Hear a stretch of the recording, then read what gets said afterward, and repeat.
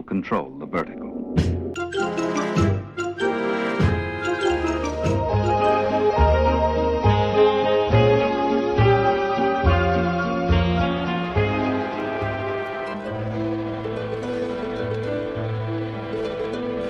Welcome to Anthologic, the TV anthology podcast.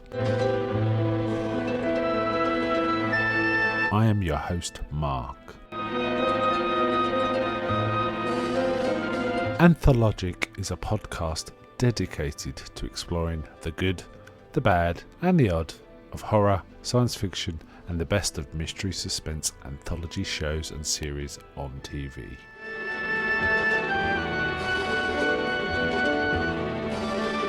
Join me as we slip through the cracks of reality to approach the extremes of experience, where we can peruse the stories and art of a sinister fairground of strange and wonderful rides. And now we go on to the show that is the focus of this particular episode.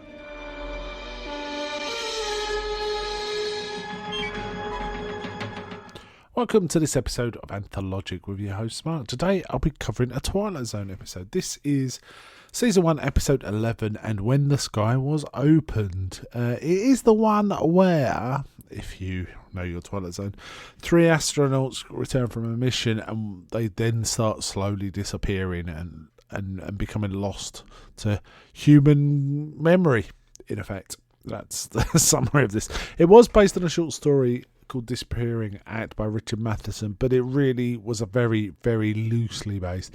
It was based on the premise of someone disappearing from reality. In that story, it was an author, I believe, a writer. In this story, written by Rod Serling, it is 3 astronauts. It starts with a scene where one astronaut has been injured from his return from space. They all went on a deep space mission, 900 miles into space, got lost for 24 hours from radar, and then returned. And not much worse for wear, apart from one's got some, I think, a leg injury. And it starts with one of the officers visiting the other and insisting that there was a man he doesn't know about. And it's a very odd sort of introduction. The introduction of that scene involves Jim Hutton as the actor Jim Hutton, probably most famous for playing Ellery Queen in the 70s Ellery Queen mysteries, as the injured astronaut. And Rod Taylor, him from probably most famous for The Time Machine. He's an Australian actor, but he did a passable American accent, so he appeared as an American, as it were. And he was certainly pretty damn good in Time Machine, and he was pretty damn good in this, as I say.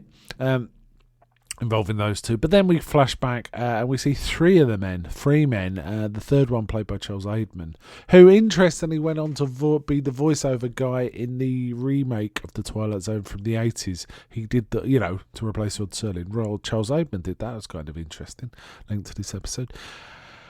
And the three of them are kind of laughing and joking. They've managed to return from this mission, and we also see a shot of the weird little craft they come in under a sheet in a hangar and sort of sectioned off. So we kind of get the impression that the craft is there. Well, it is there, and it goes on from there. This episode did first aired on December the 11th, 1959, and was directed by Douglas Hayes. It was his first direction job in the Twilight Zone. He did come back and direct others, and he.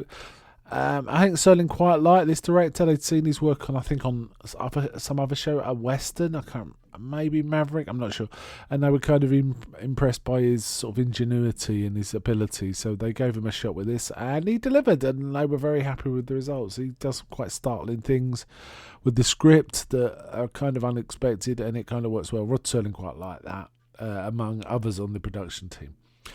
However, to get back to the story, the three of them are kind of laughing and celebrating. Then they go to a bar. The two non-injured ones go to a bar and have a beer. But they get 2 beers, and one girl starts talking to Rod Taylor's character, asking about what it's like in space. The barman also recognises them from the newspaper. There's 3 of them on the front of the newspaper, and says, they're on the house, and gives them 2 beers. But then Charles Aidman's character starts to sort of look like he's thinking about something else. He's distracted and just staring into space. And then he drops the beer on the floor, and the barman's like, don't worry, there's another one. He comes, makes him another one. And then he sort of says, I just got to call my parents. And then Rod Taylor's character goes and talks to him, and it's like, his parents basically don't know who he is and tell him not to phone again. They think it's a crank call, and it feels like he's fading from reality. And then sort of things happen to indicate to Rod Taylor what he's saying isn't entirely crazy. For example, Rod Taylor goes back to the bar. He's looking around and he notices the bit where he dropped the beer is totally dry, like nothing had happened. And the barman's sort of saying, "Who? Where's your buddy?" He goes, "Where's my buddy?" He goes back to the phone booth and he's gone. He's gone from the phone booth. And he's saying, "Where's the beer from a buddy?" He goes, "What buddy? He didn't have a buddy." And Rod Taylor kind of starts getting nuts. He gets panicked, and he runs out. And then we see a character who I'm not quite sure if it's his fiance or it's his sister. She talks about, "You told me to meet you at this place, and the bus station. You weren't there, and I've been looking around all over for you." And he sort of explains to her what's going on. And again, she doesn't know who he's talking about. Then he phones up the general that they were both worked under, and that general doesn't know who that man he's talking about is. And he's starting to crack up. And in the end, he goes back to the bed and starts talking to the hospital, starts talking to the other astronaut, and he doesn't remember. And then when they look at the newspaper, it's a shot of only the two of them.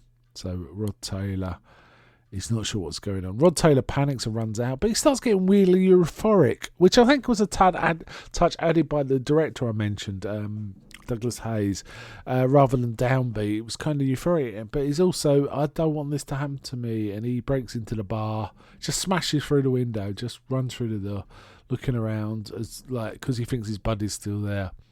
Meanwhile, the third astronaut is kind of laid up, but he also feels something's weird because when his mate runs out screaming, he calls to the nurse and says, "You got to stop him." And the nurse is like, "Stop who?"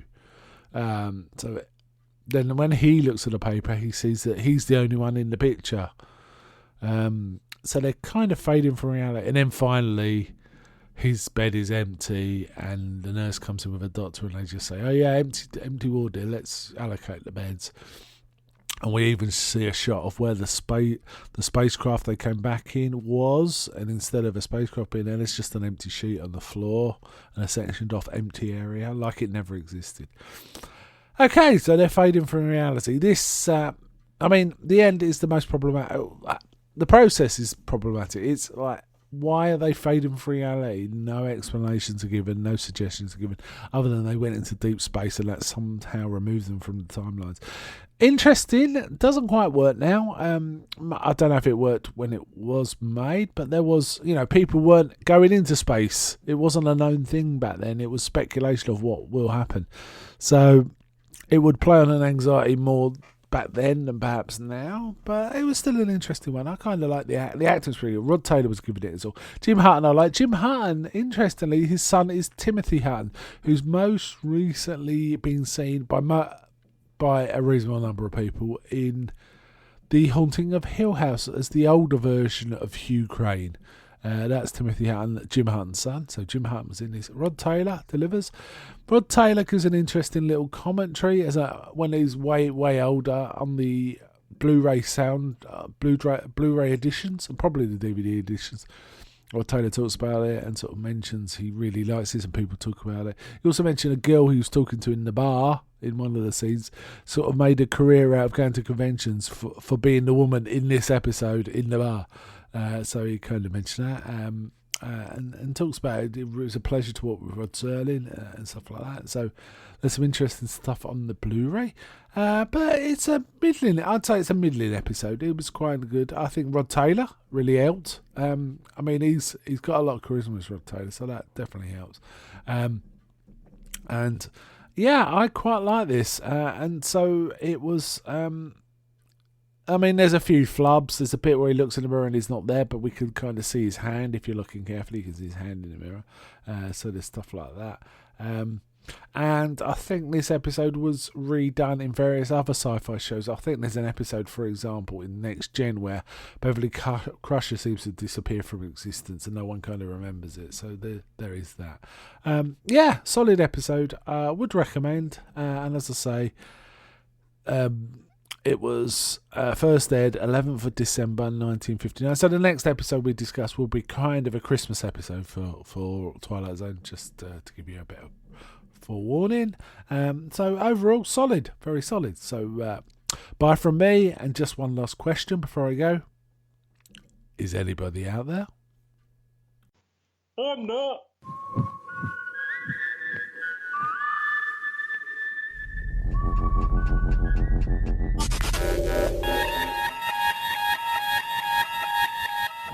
We now return control of your television set to you until next week at this same time, when the control voice will take you to